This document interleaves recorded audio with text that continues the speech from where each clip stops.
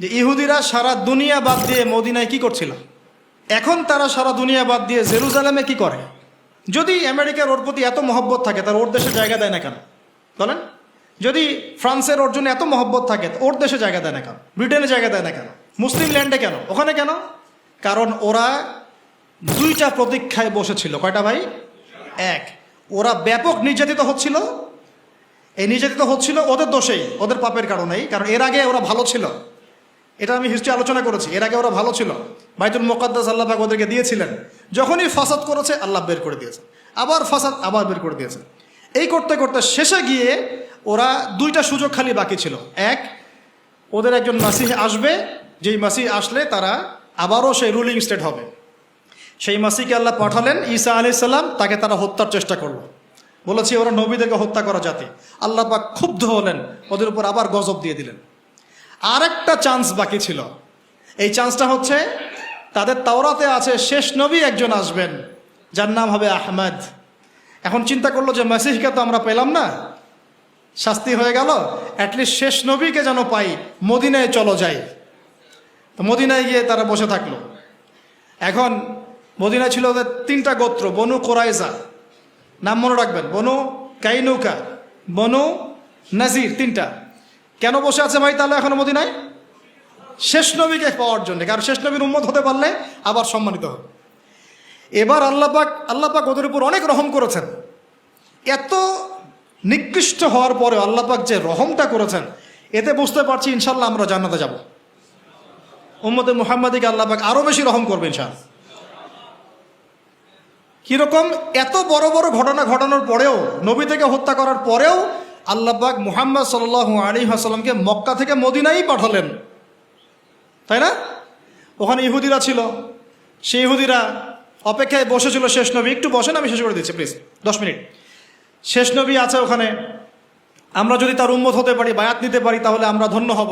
আল্লাহর নবী তাদের দরজা পর্যন্ত গেলেন। শুধু তাই না, তাদের কেবলার দিকে মুখ ফিরিয়ে 16-17 মাস নামাজও পড়লেন, তাই না? তাদের সাথে মদিনা সনদ হলো, তারা চিনল। কিভাবে চিনল? সূরা বাকারায় আছে, ইয়ারিফুনাহু কামা ইয়ারিফুনা আবনাআহুম। তারা নিঃসন্দেহে তাকে চিনে। তাকে বলতে আমাদের নবী সাল্লাল্লাহু আলাইহি ওয়াসাল্লামকে চিনে, ঠিক যেমন করে তারা তাদের সন্তানদেরকে চিনে। কেউ কি সন্তানকে চিনতে ভুল করে? তাহলে চেনার পরেও কেন ঈমান আনলো না? হঠকারিতা, হিংসা, আগের উদ্ধত আচরণ, আগের খাসলত। এবং আল্লাহ নবী আসছেন বনু ইসমাইল থেকে, আর ওরা হচ্ছে বনু ইসরাইল। এখানে সমস্যা, এই সমস্যার কারণ। 17 মাস সময় ছিল, ব্যাস বন্ধ হয়ে গেল, দরজা বন্ধ হয়ে গেল। এখন আল্লাহ পাক বললেন, তোমরা এখন কেবলা পরিবর্তন করে নাও, ওইদিকে আর মুখ করে নামাজ পড়তে হবে না। কেবলাও পরিবর্তন হয়ে গেল, মানে ইহুদি খ্রিস্টান সবার সাথে আমাদের একটা বিচ্ছিন্নতা হয়। তোমাদের সাথে আমরা চলি না, তোমরা আলাদা, আমরা আলাদা। এর আগ পর্যন্ত আমরা একসাথে চলেছি, এক কেবলায় নামাজ পড়েছি। আল্লাহ নবী প্রমাণ করতে চাচ্ছেন, আল্লাহ পাক প্রমাণ করতে চাচ্ছেন যে সবাই মুসলিম উম্মাহ, যারা আল্লাহর প্রতি আত্মসমর্পণ করবে সবাই মুসলিম। তোমরা যেমন বনু ইসরাইলের যুগে দাউদের আন্ডারে ছিলে আলাইহিস সালাম, সুলাইমানের আন্ডারে ছিলে আলাইহিস সালাম, তখন তোমরা যেমন ইসলামের উপর ছিলে, ঠিক একইভাবে মুহাম্মদ সাল্লাল্লাহু আলাইহি ওয়াসাল্লাম নতুন দিন নিয়ে আসেন নাই, তিনি ওই দিনটাই নিয়ে আসছেন, তাই না? এটা প্রমাণ করা হলো, কিন্তু তারা এটাকে স্বীকার করলো না। এবার এই দ্বিতীয় হিজরিতে কেবলা পরিবর্তন হয়েছে। কত হিজরি? এই দ্বিতীয় হিজরিতেই কেবলা পরিবর্তন হয়েছে। এই দ্বিতীয় হিজরিতেই রমজানের সম ফরজ করা হয়েছে। আর এই দ্বিতীয় হিজরিতেই এই বদরের যুদ্ধ হয়েছে। একই হিজরিতে এতগুলো ঘটনা। রোজা রেখে সাহাবীরা বদর যুদ্ধ করেছে। যুদ্ধের পরে আপনারা জানেন যে আমাদের জয়লাভ হলো, আরবের মধ্যে একটা বড় শক্তি হিসেবে আত্মপ্রকাশ করলাম। এবং ইহুদিরা এখন মুশরিকদের সাথে একত্রিত হয়ে, এখন যেমন তারা সারা বিশ্বের অ্যালায়েন্স গঠন করে মুসলিমদের বিরুদ্ধে চলে গেছে না, ওই সময় তারা অন্যান্য মুশরিক, বেদুইন, অন্যান্য যারা ছিল শত্রু নাসারা, এদের সাথে একত্রিত হয়ে ইসলামের এগেইনস্টে তারা অপতৎপরতা চালাতে লাগলো। একে একে যুদ্ধ হতে লাগলো। বনু নাজির, বনু কাইনুকা, বনু কোরাইজা, খায়বার। আল্লাহ নবীর জীবদ্দশায় মদিনার এই 8 থেকে 9 বছরেই ইহুদিদের সাথে 4টা যুদ্ধ হয়েছে। কয়টা? আমি বলে নেই, যখন নবীজি যুদ্ধ করছেন তখন তার বয়স 57, তার বয়স 56, তার বয়স 58, তার বয়স 60।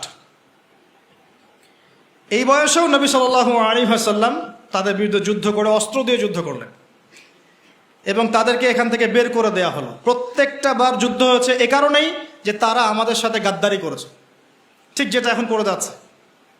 সর্বশেষ আমাদের নবী সাল্লাল্লাহু আলাইহি ওয়াসাল্লাম ইন্তেকাল করার আগে, জাস্ট ইন্তেকালের কয়েকদিন আগে নবীজি বলে যাচ্ছেন শেষ কথাগুলো, তোমরা শোনো হে আমার উম্মত, আমার কবরকে উপাসনার জায়গা বানাবে না, রাষ্ট্রদূতদেরকে সম্মান করবে, সলাতের ব্যাপারে যত্নবান থাকবে, তোমাদের অধীনস্থদের ব্যাপারে যত্নবান থাকবে, আরব উপদ্বীপ থেকে ইহুদিদেরকে বের করে দেবে।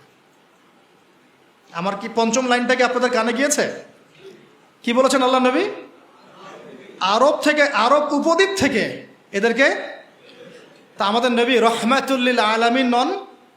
পুরো বিশ্ববাসীর জন্য রহমত না? তিনি যখন বলতে পারলেন এই কথা, তার মানে বুঝতে হবে এই ইসলামের সবচেয়ে বড় শত্রু কিনা, তার দ্বারা আমাদের কোনো কল্যাণ হতে পারে। এরপর এই ওসিয়তটা বাস্তবায়ন করেছেন উমর রাদিয়াল্লাহু আনহু।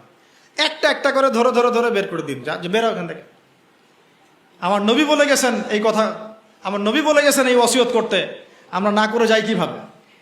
এখন সেই ইহুদিদের সাথে আমরা মিত্রতা করেছি, তাদের আন্ডারে আমরা আছি, ওদের সাথে লেনদেন, ওদের সাথে বন্ধুত্ব, ওদেরকে স্বীকৃতি দেওয়া, সম্পর্ক স্বাভাবিক করার চেষ্টা করা, কত কি নাটক চলতেছে এখন।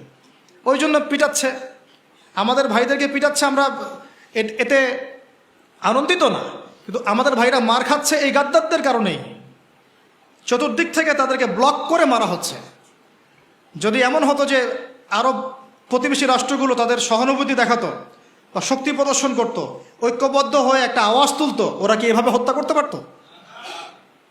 এদেরকে আগে বশ করে নিয়ে পুরা দরজা বন্ধ করে পিটানো শুরু করেছে। আগে মসজিদে সবাইকে ঢুকিয়েছে, মনে করেন, ঢুকিয়ে দরজা বন্ধ করে আগুন লাগাই দিয়েছে।